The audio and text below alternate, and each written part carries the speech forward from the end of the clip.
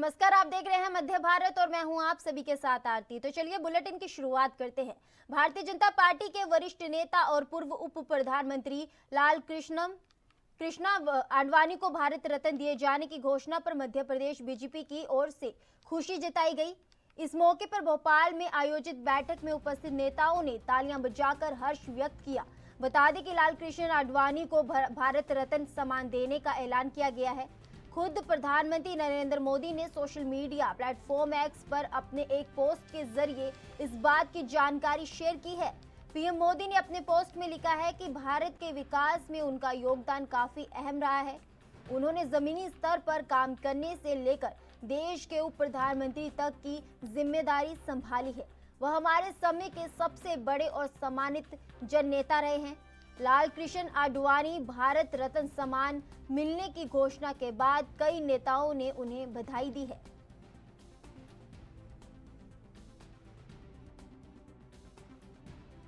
इससे सामाजिक जीवन में साफ सुथरे और लंबा जीवन जीने वाले व्यक्तियों को एक तरह से प्रेरणा भी मिलेगी और हम सबके लिए आदर्श भी बनेंगे।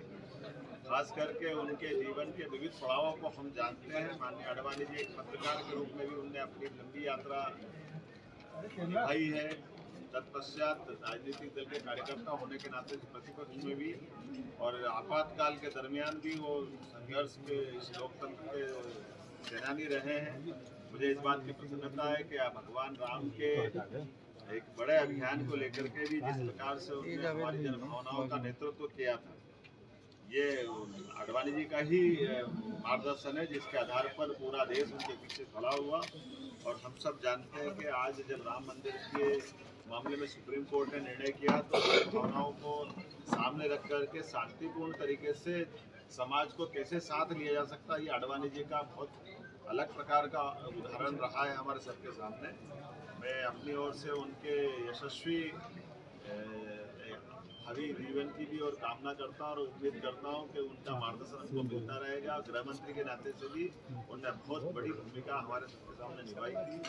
मैं एक बार फिर भारत रत्न देने पर अपनी ओर से और सरकार की ओर से उनको बधाई देना चाहता हूँ।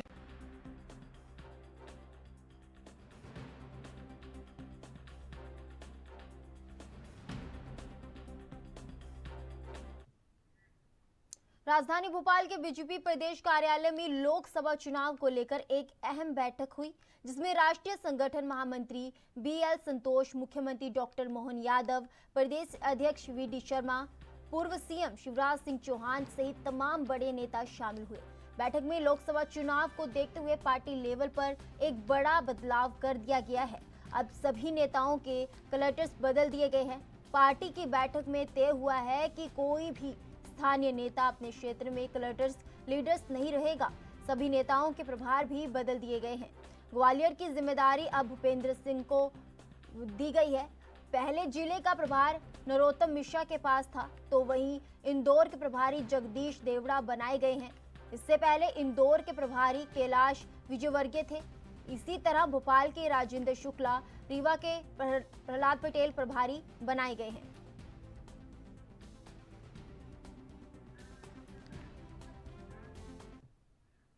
छत्तीसगढ़ के मुख्यमंत्री विष्णुदेव साय नारायणपुर जिले के एक दिवसीय दौरे पर पहुंचे, जहां उनके आगमन पर जनप्रतिनिधियों और वरिष्ठ अधिकारियों की ओर से उनका आत्मीय स्वागत किया गया। इस मौके पर मुख्यमंत्री के साथ कृषि मंत्री रामविचार नेताम और वन मंत्री केदार कश्यप भी उपस्थित रहे। वहीं दूसरी तरफ अधिकारियों में बस्तर सभायुक्त Shyam Dhawade, IG Bastar range Sundarraj P, collector Vipin Manjhi और पुलिस अधीक्षक पुष्कर शर्मा उपस्थित रहे।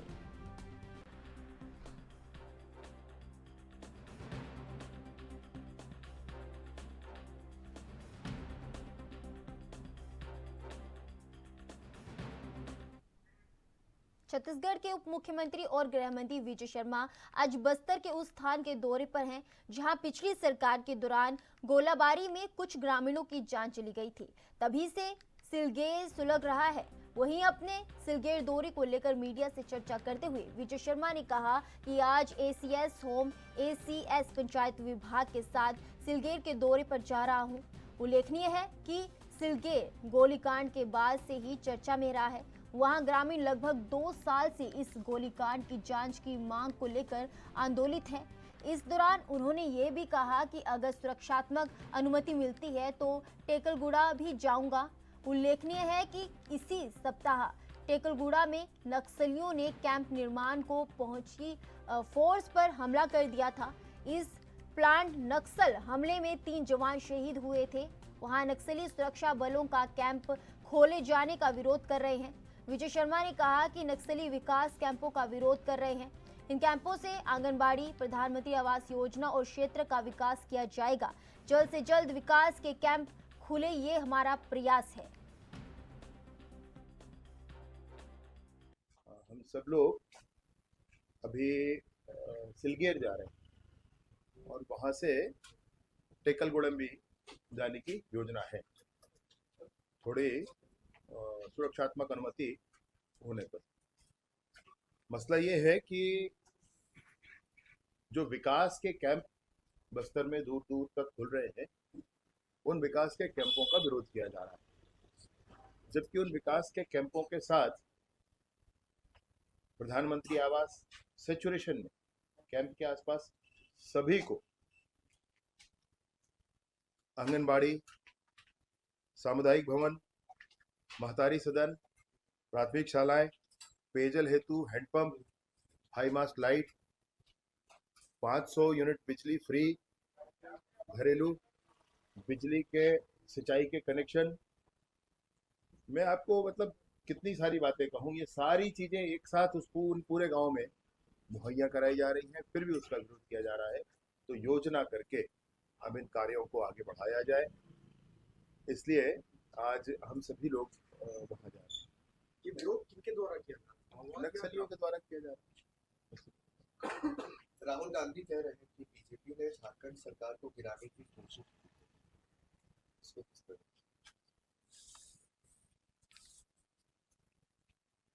अब आज का दिन अच्छा बीते हम सबका। ट्रिपल आईटी में पिछले 4 दिन से जो है कर्मचारी और स्टाफ वाले जो है कुलपति हटाने के लिए जो है हड़ताल कर रहे हैं। मैंने बात की है और रिपोर्ट भी मंगाया है, सेक्रेटरी से और डायरेक्टर से कहा है क्या विषय हो गया है, और एक बार दोनों ही पक्षों से बात करके मुझे बताएं। मैं छत्तीसगढ़ के बजट सत्र को लेकर डिप्टी सीएम विजय शर्मा ने प्रतिक्रिया दी है। उन्होंने कहा कि देश के अन्य राज्यों के मुकाबले छत्तीसगढ़ का बजट गजब लगेगा। मोदी की गारंटी की आधा हिस्सा पहले ही बजट में सरकार पूरा करने जा रही है।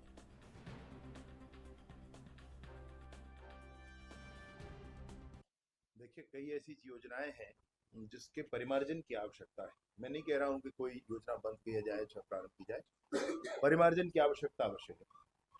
योजना प्रारंभ में जो बनती है तो अच्छे भावों के साथ बनती है, इम्प्लीमेंटेशन कैसा होता है ये बड़ा महत्वपूर्ण है। तो इम्प्लीमेंटेशन जहां जहां गड़बड़ होगा उसका इम्प्लीमेंटेशन ठीक किया जाएगा। अब इस योजना में विशेष रूप से क्या होने वाला है, मेरा ख्याल है आप थोड़ा प्रतीक्षा करना, 10 दिन में इसको विधानसभा के मंत्रियों को जिले का प्रभार सौंपा गया, तो कितनी काम का कितना कसावट इससे देखने को? नहीं, न सिर्फ मंत्रियों को बल्कि सचिवों को भी जिलों का प्रभार सौंप दिया गया है प्रशासनिक कसावट के लिए, और विशेष रूप से शासन के भी जिलों तक पहुंच जाए शासन, इसलिए भी अब शासन रायपुर में ही नहीं जिलों में भी है। और इसलिए जिनको प्रभार सौंपे गए हैं उनको बड़ा स्पष्ट निर्देश माननीय मुख्यमंत्री जी का है कि शीघ्र जाकर के बैठक लेकर के और सारी योजनाओं की समीक्षा की जाए।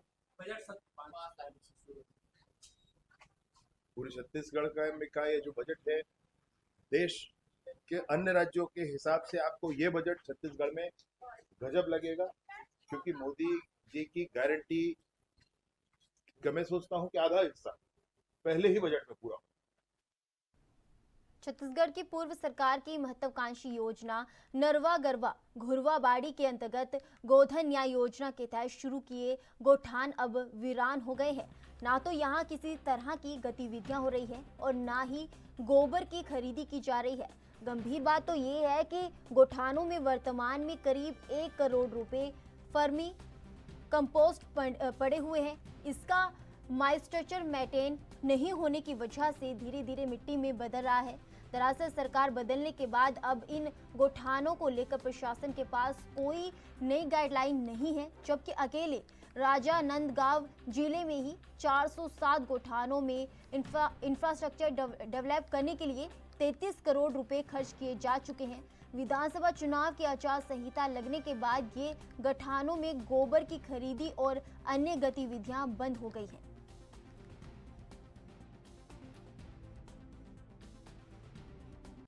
देखिए, कई ऐसी योजनाएं हैं जिसके परिमार्जन की आवश्यकता है। मैं नहीं कह रहा हूं कि कोई योजना बंद की जाए या प्रारंभ की जाए, परिमार्जन की आवश्यकता आवश्यक है।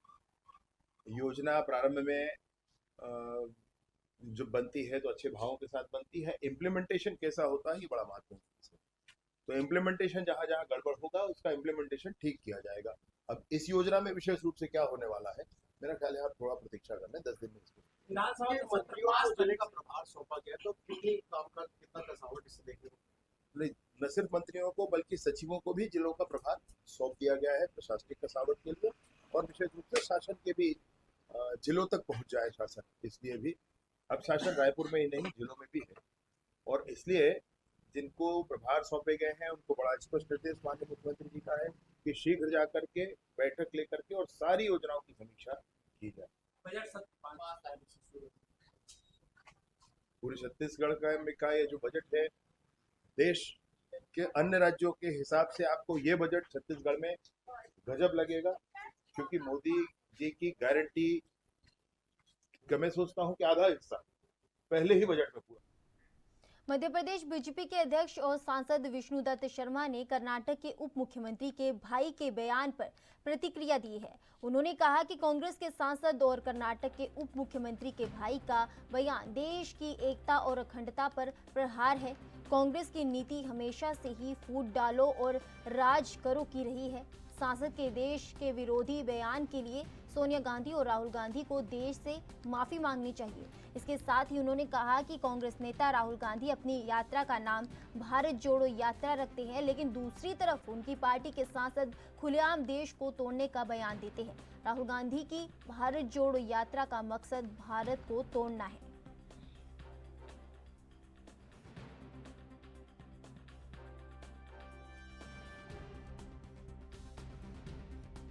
की मांग ये अत्यंत दुर्भाग्यजनक तो है ही, ये देश विरोधी कदम है। कांग्रेस फूट डालो राज करो की नीति के साथ ये बयान उसका परिचायक है। कांग्रेस के सांसद और कांग्रेस के उप मुख्यमंत्री डीके शिवकुमार के वो भाई हैं, और उनका इस प्रकार का बयान आना भारत की एकता और अखंडता पर प्रहार है। आज ये चरितार्थ करता है कि राहुल गांधी जो यात्रा निकाल रहे हैं उस यात्रा का नाम रखते हो भारत जोड़ो। तो यही भारत जोड़ो है कि जो भारत को तोड़ने का काम कांग्रेस के सांसद कर रहे हैं। सोनिया गांधी को, राहुल गांधी को इस बात का जवाब देना चाहिए कि जो डीके सुरेश ने कहा है, क्या वो इस बात का समर्थन करते हैं? अन्यथा उन्हें देश से माफी मांगनी चाहिए और डीके सुरेश के खिलाफ कांग्रेस को कड़ी से कड़ी कार्रवाई करनी।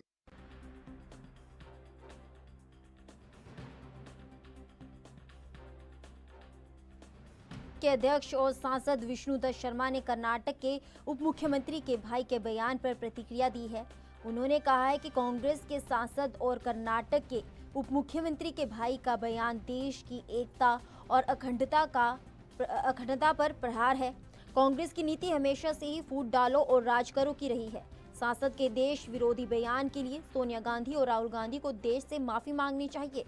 इसके साथ ही उन्होंने कहा कि कांग्रेस नेता राहुल गांधी अपनी यात्रा का नाम भारत जोड़ो यात्रा रखते हैं, लेकिन दूसरी तरफ उनकी पार्टी के सांसद खुलेआम देश को तोड़ने का बयान देते हैं।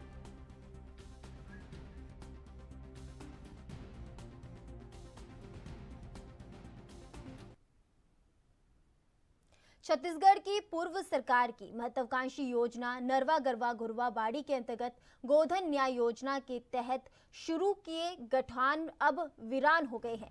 ना तो यहाँ किसी तरह की गतिविधि हो रही है और ना ही गोबर की खरीदी की जा रही है। गंभीर बात तो ये है कि गौठानों में वर्तमान में करीब 1 करोड़ रुपए की वर्मी कंपोस्ट पड़े हुए हैं। इसका मास्टर मेंटेन नहीं होने की वजह से धीरे धीरे मिट्टी में बदल रहा है। दरअसल सरकार बदलने के बाद अब इन गोठानों को लेकर प्रशासन के पास कोई नई गाइडलाइन नहीं है, जबकि अकेले राजनांदगांव जिले में ही 407 गोठानों में इंफ्रास्ट्रक्चर डेवलप करने के लिए 33 करोड़ रुपए खर्च किए जा चुके हैं। विधानसभा चुनाव की आचार संहिता लगने के बाद से गठानों में गोबर की खरीदी और अन्य गतिविधियां बंद हो गई हैं। छत्तीसगढ़ की पूर्व की सरकार की एक बहुत महत्वाकांक्षी योजना आया था, जिसको नरवा गरवा घुरवा बारी का नाम दे करके बहुत ही ज्यादा मात्रा में प्रचलित किए थे। इसको लेकर के जनता तक के और जनता के साथ महिला समूह को, संगठन को प्रयोग में लेते हुए उनकी आर्थिक उन्नति को दिखाने के लिए बहुत अधिक मात्रा में इस पर कार्य किया गया। नरवा गरवा घुरवा बारी की बात करें तो राजनांदगांव जिला में 33 करोड़ की लागत से पूरे लगभग 500 से अधिक गौठानों का निर्माण किया गया, जिसमें इंफ्रास्ट्रक्चर किया गया, गौठान निर्माण, वर्मी कंपोस्ट इत्यादि कार्य किए, जिसमें नरवा गरवा घुरवा बारी के तहत नरवा जल का स्रोत बढ़ाने के लिए और गरवा मतलब गायों के लिए गौठान का निर्माण।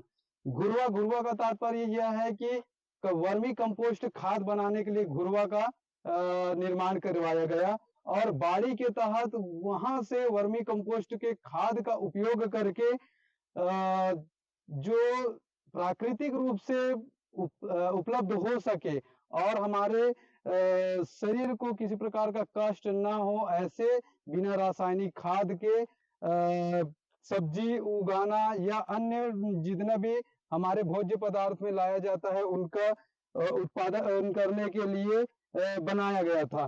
लेकिन अभी वर्तमान की सरकार, जो साय की सरकार है छत्तीसगढ़ में, भाजपा की सरकार, इस पर किसी प्रकार का बयानबाजी नहीं कर रही है। पूर्व की सरकार जो थी वह किसानों के आय को बढ़ाने के लिए गरवा के तहत गायों एक नया न्याय योजना, गोधन न्याय योजना के तहत 2 रुपए प्रति किलो के दर से गोबर को खरीद करके वर्मी कंपोस्ट का निर्माण करती थी और उस वर्मी कंपोस्ट से किसानों तक के वह 10 रुपए की दर से बेचा जाता था।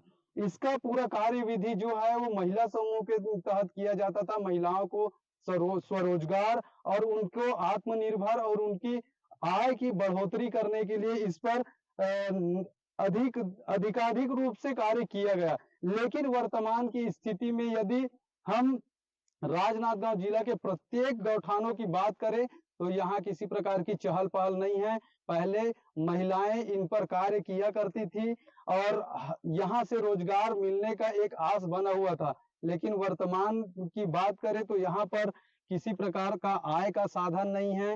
पूरे छत्तीसगढ़ की बात करें तो पूरे छत्तीसगढ़ में भी इसी तहत कार्य किया गया था। लगभग 20 से 30 लाख रुपया एक गौठानों में खर्च किए गए, लेकिन आज की इस वस्तु स्थिति को देखें तो यहाँ शून्य दिखाई पड़ रहा है।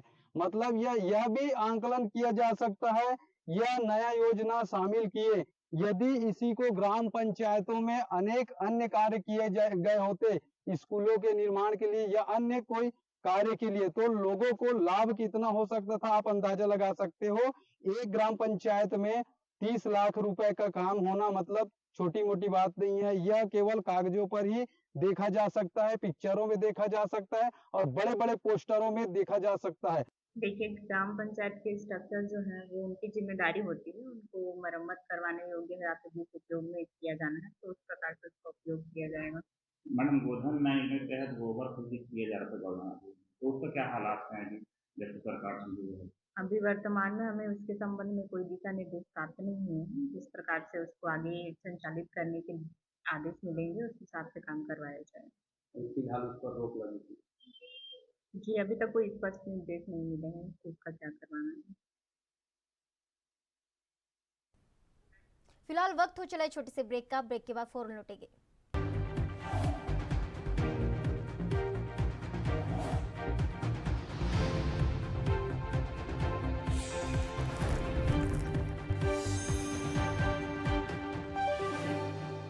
ब्रेक के बाद एक बार फिर आप सभी का स्वागत है। बढ़ते हैं आगे की खबरों की ओर।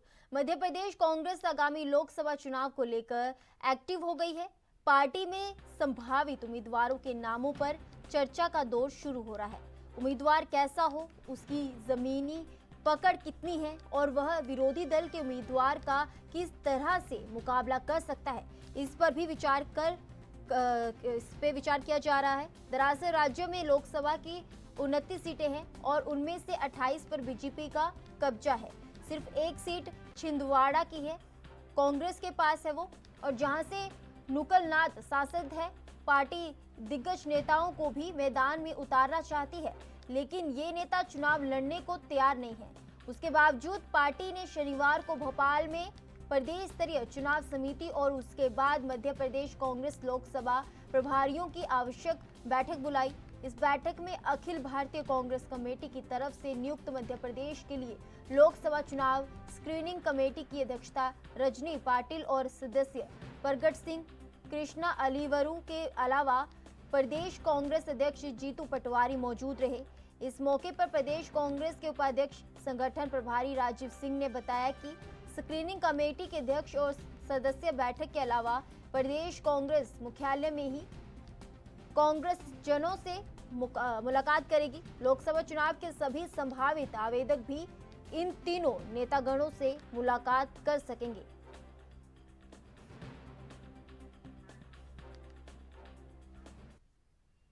शिवपुरी जिले के वन विभाग की भूमि पर बेगाम माफिया जंगल में पेड़ों के कटाई के खेल को अंजाम दे रहे हैं। साथ ही हजारों बीघा वन विभाग की जमीन पर कब्जा कर खेती कर रहे हैं, लेकिन बावजूद इसके वन विभाग आंखों के सामने कई वर्षों से बड़े पैमाने पर हो रही पेड़ों की कटाई पर अंकुश लगाने में नाकाम साबित हो रहा है।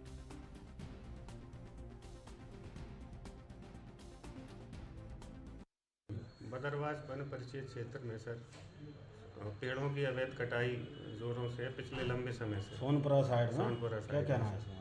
लंबे समय से तो नहीं कह सकते, पिछले साल थोड़ा हुई थी तो हम लोगों ने जब्ती भी की थी, जिसमें कर्मचारियों पे कार्रवाई भी डीएफओ साहब के द्वारा की गई थी। वहाँ पे पदस्थ रेंजर साहब है, क्या कारण है सर उन्हें रिलीव नहीं किया जा रहा है? हमारे पास रेंज अफसरों की कमी थी, जिसके कारण उनको रिलीव नहीं किया गया है, लेकिन जल्द से जल्द उनको रिलीव किया जाएगा। उधर क्षेत्र में सर कई बड़ी तादाद में जमीन पर जो है अवैध रूप से खेती भी की जा रही है वन क्षेत्र में। हाँ, कुछ को तो वनाधिकार पट्टे हैं, लेकिन कुछ अतिक्रमण है जिनके खिलाफ बराबर कार्रवाई की जा रही है और सभी। राजगढ़ जिले के बयावरा शहर में शुक्रवार को इंदौर नाका क्षेत्र में उस वक्त सनसनी फैल गई जब अचानक नदी के बड़े पुल पर एक व्यक्ति को फांसी लगे हुए फंदे से झूलते हुए देखा गया। इसके बाद इसकी सूचना लोगों ने तुरंत पुलिस को दी। पुलिस मौके पर पहुंची और लोगों की मदद से फंदे पर लटके व्यक्ति को नीचे उतारा और शव को अस्पताल भेजा गया। मृतक की शिनाख्त रिटायर्ड शिक्षक रामगोपाल मेवाड़े के रूप में हुई है। पुलिस को शव के पास से एक सुसाइड नोट मिला है, जिसमें मृतक ने सूदखोरों की प्रताड़ना से तंग आकर आत्महत्या करना बताया है।